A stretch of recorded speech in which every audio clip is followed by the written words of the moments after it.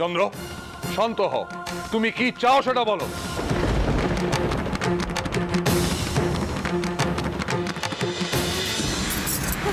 আমি কিন্তু বলে দিচ্ছি অভয়, চন্দ্র যা বলবে ছোট ভাই হিসাবে তুমি তাই শুনবে। আমি চাই অভয় সকলের সামনে বৌঠানের পায়ে হাত দিয়ে প্রণাম করুক।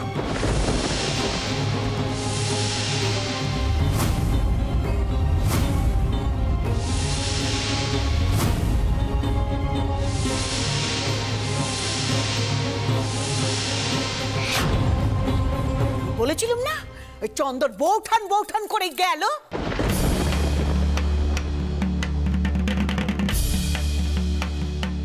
কি করব দিদমা, অন্ধর মহলে এত বড় একটা অন্যায় দেখেও আপনারা চুপ করে আছেন, কিন্তু আমি তো চুপ করে থাকতে পারি না, তাই বাধ্য হয়ে আমাকে সামনে আসতে হলো।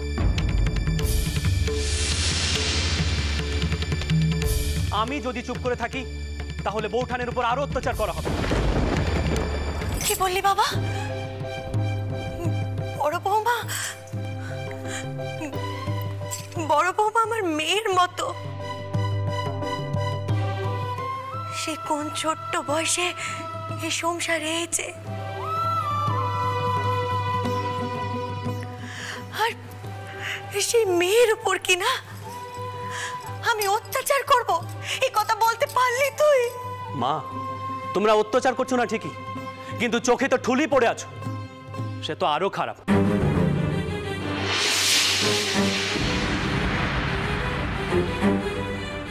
আমি ভেবেছিলাম বৌঠানকে মকিমপুর নিয়ে গেলে হয়তো সব সমস্যার সমাধান হয়ে যাবে, পরে ভেবে দেখলাম এতে কোনো সমস্যার সমাধান হবে না। বাড়ি যখন ফিরে এলাম তখন বৌঠানের আবার ঠাঁই হলো ওই ঠাকুর ঘরে।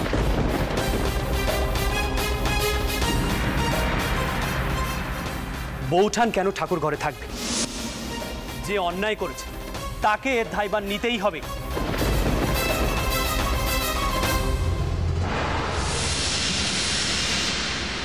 কি হল?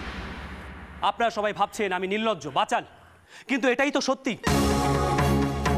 আমি বড় দাদা, তাই আমি যদি তাকে কিছু আদেশ করে থাকি তাহলে তার মান যাওয়ার কথা নয়।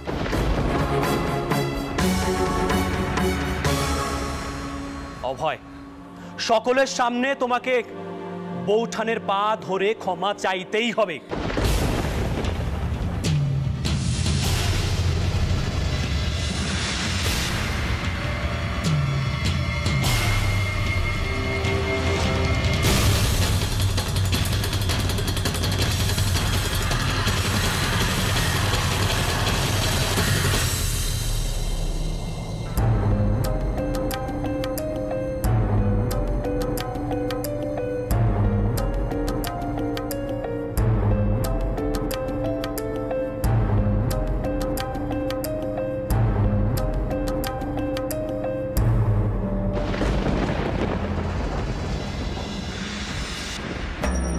আমাকে ক্ষমা করে দিন বড় বৌঠান।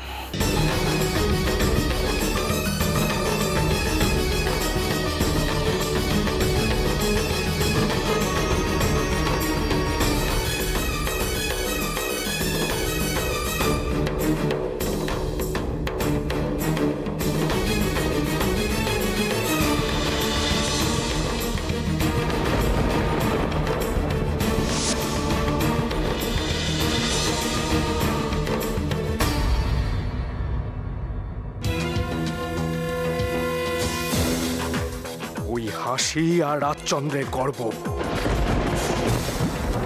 যদি ভেঙে দিতে না পারি তাহলে আমার নাম অভয়চন্দ্র দাস নয়।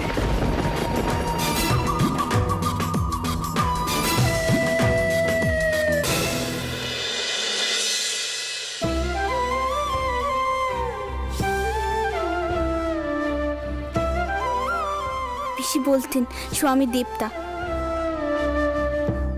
তখন বুঝতুম নে মানুষ কি করে দেবতা হয়। আপনাকে দেখে বুঝলুম মানুষ কিভাবে দেবতা হয়। এই অশান্তি মেটানোর একটাই পথ, অভয়ের বউকে ফিরিয়ে আনা। আমি চাই আজই অভয়ের বউকে এই সংসারে ফিরিয়ে আনা হোক।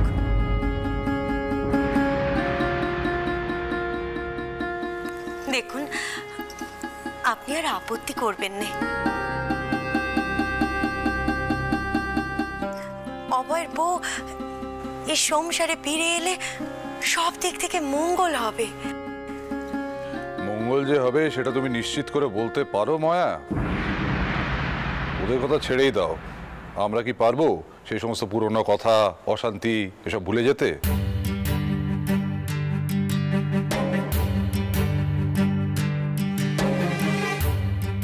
আচ্ছা, আপনি তো বলেন পুরনো কথা মনে রেখে কোনো লাভ নেই, অতীতকে ভুলে সামনের দিকে এগিয়ে চলতে হয়।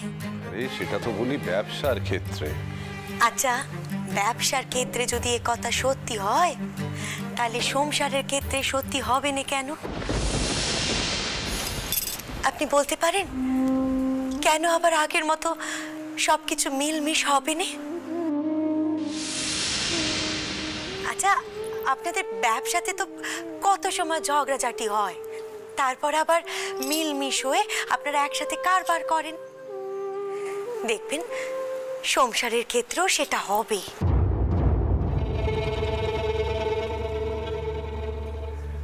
রামতনু, কালীচরণ, এই বিষয়ে তোমাদের কি মত?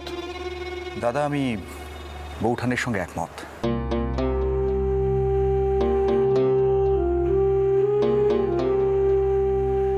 বৌঠান ঠিক কথাই বলেছেন। পুরনো যা কিছু ঘটেছে সে সব কিছু ভুলে গিয়ে আপনি একবার দাসমশাইয়ের সঙ্গে যোগাযোগ করুন।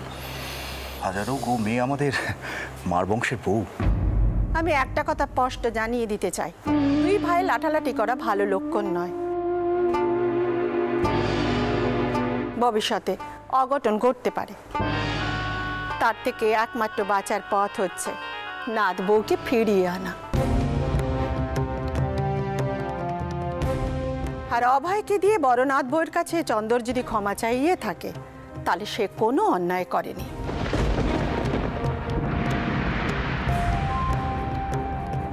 একটা সময় আমরা আনন্দীকে যেতে দিইনি, এখন তাকে যদি বিদেয় করতে হয় সেটা ভারী অন্যায় হবে। দেখো বাচ্চারা, আমি কোনো কথা কইলেই তো তার অত উল্টো ধরা হয়, তাই আমি সকলের সামনে একটা প্রশ্ন রাখতে চাই। বলুন না মা। বলছিলাম যে মেয়ের বাপ সৌরকে মান দেয়নি, সে মেয়ে সৌরকে মান দেবে? স্বামীকে মানবে?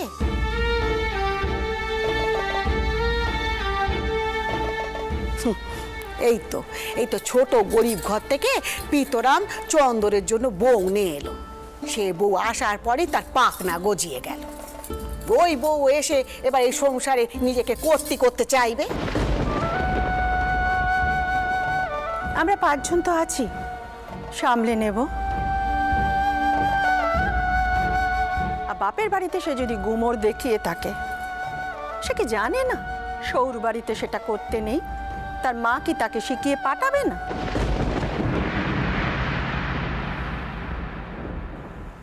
এই যে ঝুঁকি,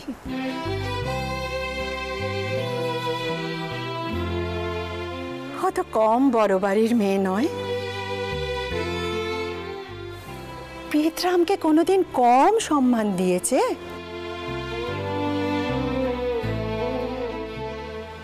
নাকি কম মান দিয়েছে? পিতরাম, তুই নাথ বউকে আনার ব্যবস্থা কর। কালী, তোর এতে আপত্তি নেই তো? দাদা যা ঠিক করবেন তাই হবে পিসিমা।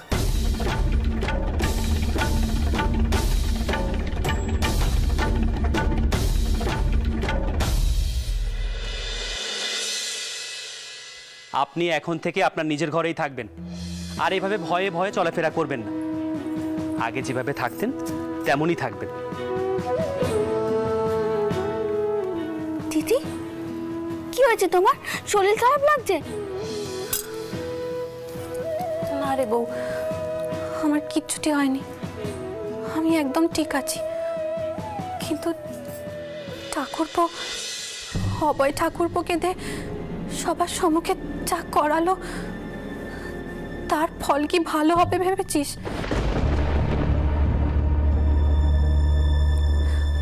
হ্যাঁ রে বউ, আমি না হয় স্বামী খাকি অপয়া মেয়ে মানুষ। দিদি, কিন্তু কিন্তু তুই তো লক্ষ্মীমন্তর বউ রে, তুই কেন তোর স্বামীকে আটকালি নে?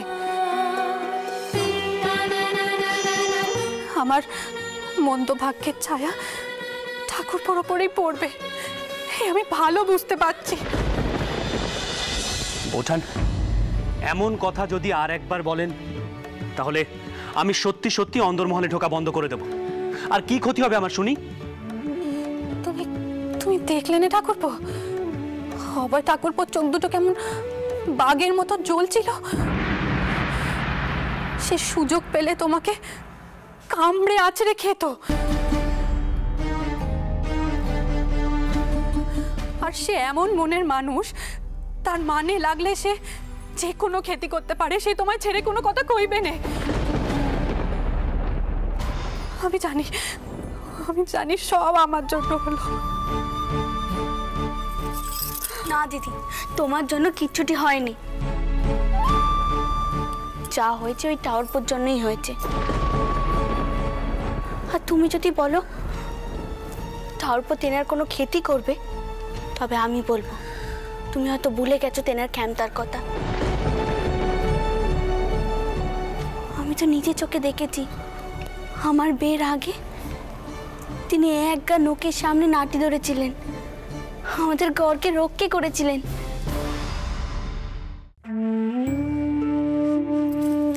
মাতার ওপর রঘুবীর আছেন, তিনি আমাদের রক্ষে করবেন। আচ্ছা দিদি, নিজেদের ভালো থাকার কথা ভেবে অন্যায় দেখে ওকে চুপ করে থাকা যায় না? তা উচিত। আপনি কিন্তু আর নাটানাটি করবেন না, যত তাড়াতাড়ি সম্ভব টাওয়ারপুর বউকে এখানে আনার ব্যবস্থা করুন, তাহলে সব সমস্যা মিটে যাবে। দেখলেন তো বৌঠান, আপনার ছোট বোনের কেমন পাকা মাথা হচ্ছে, এমন ভাবে কথা বলছে যেন ফুল ঠাকুমার মতো চুল পাকিয়ে ফেলেছে। উমা, এ তো সাধারণ বুদ্ধির কথা, এতে পাকা মাথার কি আছে? দেখেছো তো দিদি, উনি সব সময় আমাকে নিয়ে তামাশা করেন। হ্যাঁ রে বউ, তোর পানে এত দয়া মায়া, তোর মনটা যেন এমন বড়ই থাকে, আমাদের মতো যেন ছোট না হয়। আমি তোদের দুটিকে আশীর্বাদ করি, তোদের যেন বেটাই হয়, আর সেই বেটার স্বভাব যেন ঠাকুরপুর মতো হয়।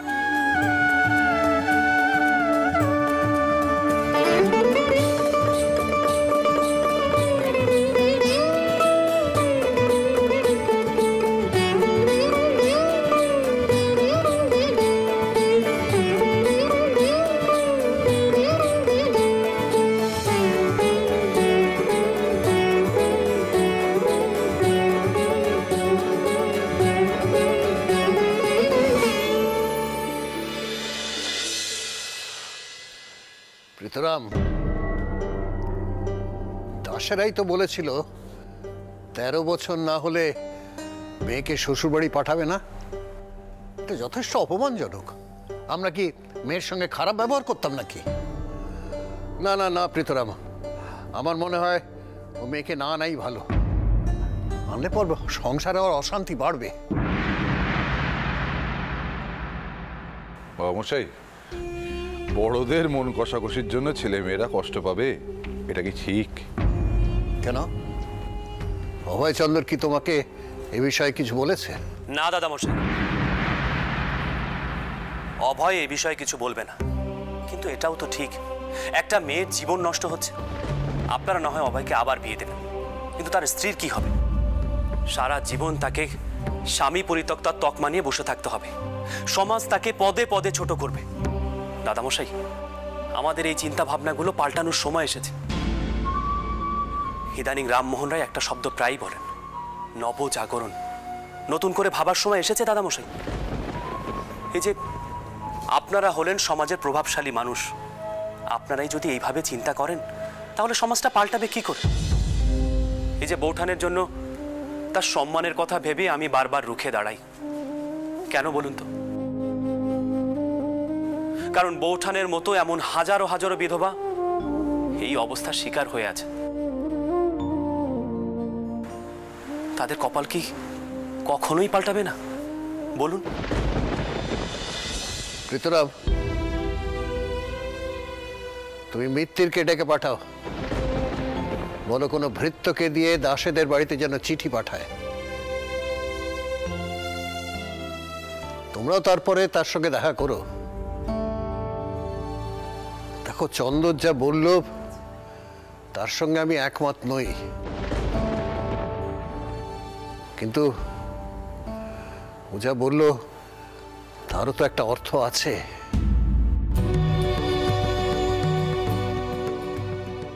মিত্তির, মিত্তির,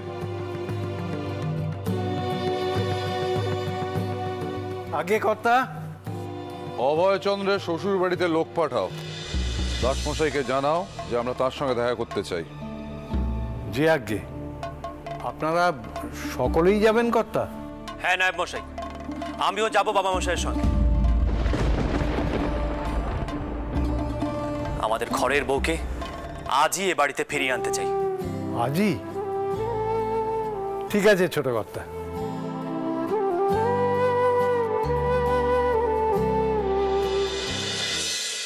দাসমশাই, জানবাজারের বাবু প্রীতরাম মার এবং তার পুত্র বাবু রাজচন্দ্র এসেছেন। আসুন। হঠাৎ বাবু প্রীতরাম মার আর তার পুত্রের আগমনে বেশ চিন্তায় পড়ে গেছি যে। চিন্তিত হবার মতো কোনো ঘটনা কি ঘটেছে দাসমশাই? আমি তো সকালেই খবর পাঠিয়েছিলাম যে আমি আজ নিজে এসে আপনার মেয়েকে আমার ঘরে নিয়ে যাব। হ্যাঁ, পাঠিয়েছিলেন, কিন্তু সে প্রস্তাবে আমরা রাজি কিনা তা তো জানতে চাননি।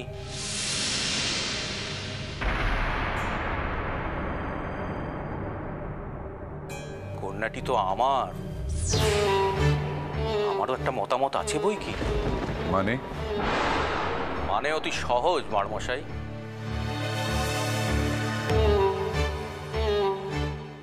ঈশ্বরের কৃপায় মার বাড়ির প্রীতরাম মারের মতো না হলেও এই দাস বংশের পুঁজি সম্পত্তি কিছু কম নেই। আর আমিও ব্যবসায় নেহাত পিছিয়ে পড়ে নেই, বলেন? আপনি কি বলতে চাইছেন সেটা ঠিক আমার বোধগম্য হচ্ছে না দাসমশাই। আপনি যদি ভেবে থাকেন আপনার বেয়াই হরেকৃষ্ণ দাসের মতন আমিও আপনার কথায় ওঠা বসা করব, তাহলে ভুল ভেবেছেন। সরজু আমার একমাত্র মেয়ে।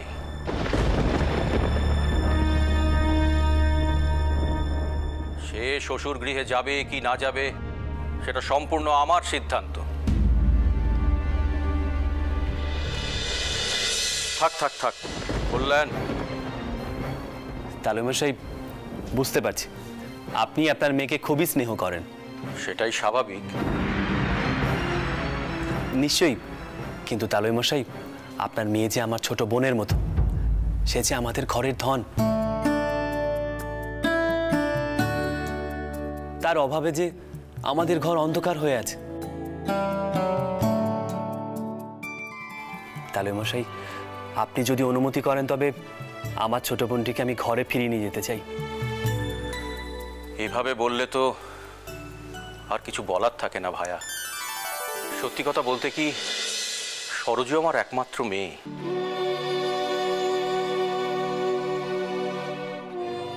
আমার প্রাণ। তাকে ছাড়তে আমার মন চায় না বাবা। তবু মেয়ের বাপ তো মন মানতে রাজি হচ্ছিল না। তোমার কথায় একটু আশ্বস্ত হলুম। মারমশাই, আমাকে ক্ষমা করবেন, আপনাদের সঙ্গে খুব খারাপ আচরণ করেছি। আসলে সরজু আমার একমাত্র মেয়ে তো, দেখবেন ওর যেন কোনো অযত্ন না হয়। বাবা রাজচন্দ্র, তোমরা বসো, একটু আপ্যায়নের সুযোগ দাও। ওরে কে আছিস? এতটা নিচু হওয়ার খুব কি প্রয়োজন ছিল চন্দ্র? বাবা মশাই, আগে অভয় আর সরজুর জীবন তো ঠিক হোক। ওদের জন্য যদি একটু ঝুঁকতে হয় তাহলে দোষ কি? দুটো জীবন তো সুখী হবে।